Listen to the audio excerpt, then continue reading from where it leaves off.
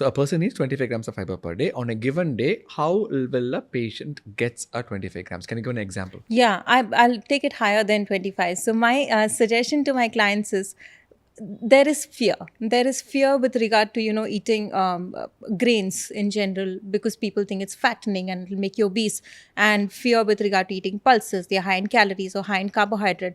There was this beautiful, it was a rat study done where rats were allowed to eat as much of the food they find in the environment, which is pellets. So they find pellets in the environment and they were given this open buffet of pellets 24/7. You eat as much as you want. And the rats ate how much they wanted and then they stopped eating.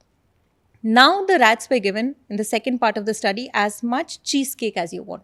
You can eat as much as you want. That is the time they started gaining weight and obesity creeped in.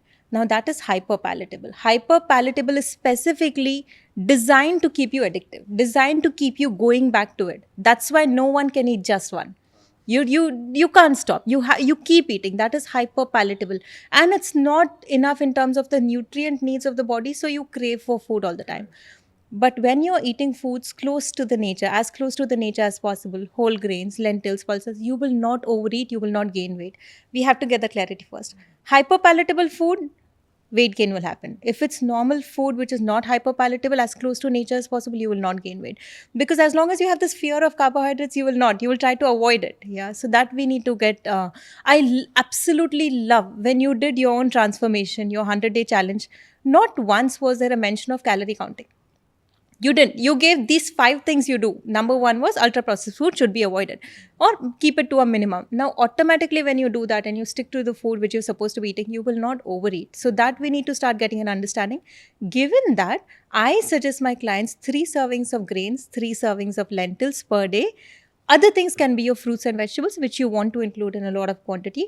But when I say 3 servings, we want to understand. And now you start thinking, how will I eat grains in breakfast? How will I eat?